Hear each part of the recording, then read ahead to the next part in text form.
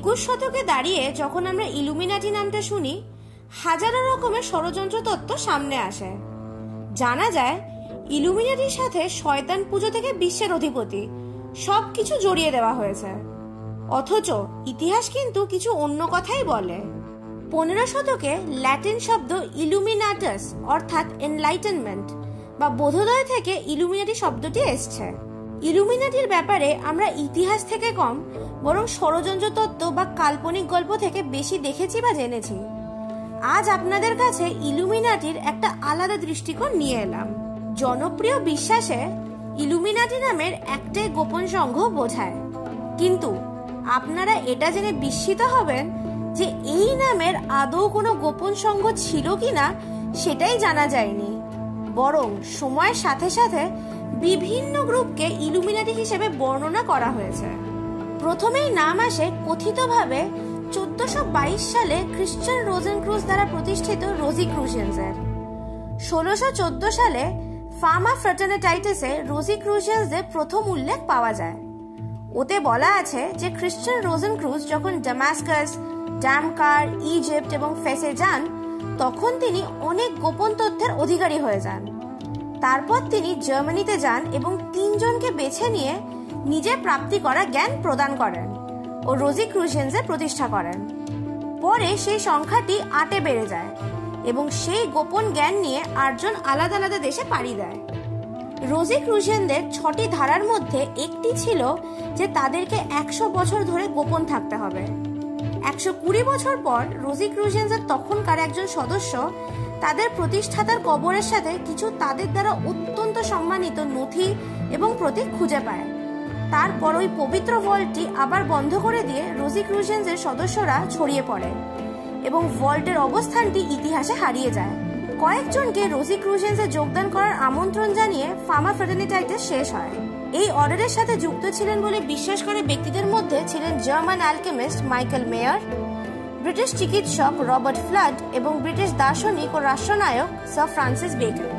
দ্বিতীয় স্থানে আসে 16 এবং 17 শতকে স্পেনে সক্রিয় অ্যালুমব্রাডোসের, যারা বিশ্বাস করত যে মানব আত্মা পবিত্র আত্মা বা ভগবানের সাথে সরাসরি কথোপকথনে প্রবেশ করতে পারে, যাকে তারা আলো বলে পরিচয় দিত। তৃতীয় স্থানে আসে সম্ভবত ইলুমিনাটি নামের সাথে সবচেয়ে ঘনিষ্ঠভাবে জড়িত প্রজাতন্ত্রের মুক্ত চিন্তার একটি স্বল্পস্থায়ী গ্রুপ, যা 1776 সালের মে দিবসে ইঙ্গোস্টাডের ক্যানন আইনের অধ্যাপক এবং প্রাক্তন জেসুইট প্রফেসর অ্যাডাম ওয়াইশাফটের দ্বারা প্রতিষ্ঠিত হয়েছিল। এই গোপন সোসাইটির সদস্যরা নিজেদেরকে পারফেক্টিবিলিস্ট বলে পরিচয় দিত। তাদের প্রতিষ্ঠাতার লক্ষ্য ছিল খ্রিস্ট ধর্মকে যুক্তির ধর্ম দিয়ে প্রতিস্থাপন করা। সংঘটি জেসুইট লাইন ধরে সংগঠিত হয়েছিল এবং সেই মডেলের ওপর ভিত্তি করে অভ্যন্তরীণ শৃঙ্খলা এবং পারস্পরিক নজরদারির একটি ব্যবস্থা রাখা হয়েছিল। এর সদস্যরা তাদের ঊর্ধ্বতনদের প্রতি অনুগত্যের প্রতিশ্রুতি দিয়েছিল এবং 3টি প্রধান শ্রেণীতে বিভক্ত ছিল। প্রথমটির অন্তর্ভুক্ত ছিল নভিসেস বা নতুন ব্যক্তি, মিনার্ভেল এবং লেসার ইলুমিনাটি। দ্বিতীয়টিতে ফ্রিমেজন, সাধারণ স্কটিশ এবং স্কটিশ নাইট, এবং তৃতীয় বা রহস্য শ্রেণীতে ছিল পুরোহিত এবং রিজেন্টের পাশাপাশি মাগুস এবং কিং এর এই 2টি গ্রেড। তার নিজের ছাত্রদের মধ্যে থেকে সাবধানে বাছাই করা শিষ্যদের একটি সংকীর্ণ বৃত্ত দিয়ে শুরু করে ওয়াইশাফট ধীরে ধীরে ইঙ্গলস্ট্যাট থেকে আইকস্ট্যাট, ফ্রাইজিং, মিউনিক এবং অন্যত্র তার নিয়োগের প্রচেষ্টা প্রসারিত করেন এবং বিশেষ করে সম্পদ, পদমর্যাদা এবং সামাজিক গুরুত্বের যুবকদের তালিকাভুক্তির দিকে বিশেষ মনোযোগ দেওয়া হয়। সমস্ত অভ্যন্তরীণ চিঠিপত্র সাইফারে পরিচালিত করা হতো এবং রহস্যময়তা বাড়ানোর জন্য শহর এবং প্রদেশগুলিকে নতুন এবং সম্পূর্ণ নির্বিচারে পদবি দিয়ে বিনিয়োগ করা হয়েছিল। এর সর্বশ্রেষ্ঠ বিকাশের সময় ওয়াইশাফটের বাভেরিয়ান ইলুমিনাটি তার কার্যকলাপগুলির মধ্যে একটি খুব বিস্তৃত এলাকা অন্তর্ভুক্ত করে, যা ইটালি থেকে ডেনমার্ক এবং ওয়ার্সা থেকে প্যারিস পর্যন্ত বিস্তৃত ছিল। কোনো সময়ই তবে এর সংখ্যা 2000 ছাড়িয়ে গেছে বলে মনে হয় না। এই অর্ডারের এবং এর মতবাদগুলি জোহান ওলফগ্যাং ভন গীত এবং জোহান গটফ্রিড ভন হার্ডারের মতো সাহিত্যিকদের পাশাপাশি গোথার ডিউক আর্নেস্ট II এবং স্যাক্স ওয়েইমার আইজেনাকের ডিউক চার্লস অগাস্টাসের মতো লোকজনকেও মুগ্ধ করেছিল। এই জাতীয় বিশিষ্ট ব্যক্তিদের সদস্য হিসাবে দাবি করা হয়েছিল যদিও তারা আসলে তা ছিল কিনা সেটা সন্দেহজনক। পারফেক্টিবলিস্ট অর্ডারটি অভ্যন্তরীণ মতবিরোধের শিকার হয়েছিল। বাভেরিয়ান সরকারের একটি আদেশ দ্বারা চূড়ান্তভাবে নিষিদ্ধ করা হয়েছিল। কিছু সদস্যকে কারাবদ্ধ করা হয়েছিল, অন্যদের তাদের বাড়ি থেকে তাড়িয়ে দেওয়া হয়েছিল।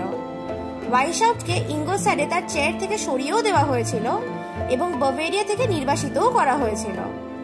1785 সালের পর ঐতিহাসিক রেকর্ডে ওয়াইশাউটের ইলুমিনাটির আর কোনো কার্যক্রম নেই, কিন্তু গ্রুপটি বিলুপ্তির পরও শতাব্দীর পর শতাব্দী ধরে ষড়যন্ত্রের তত্ত্বে প্রধানভাবে ধরা পড়ে। এদেরকে ফ্রেঞ্চ রেভলিউশনের প্ররোচনা থেকে শুরু করে মার্কিন প্রেসিডেন্ট জন এফ কেনেডির হত্যা পর্যন্ত সব ক্রিয়াকলাপের জন্য দায়ী করা হয়।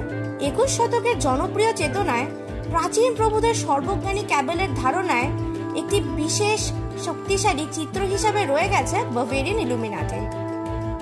এই তিনটে গ্রুপের সদস্যরা ছিল বহিরাগতদের তুলনামূলকভাবে ছোট দল, যারা খুব কমই যদি কখনো মূল স্রোতে ভেঙে পড়েছিল।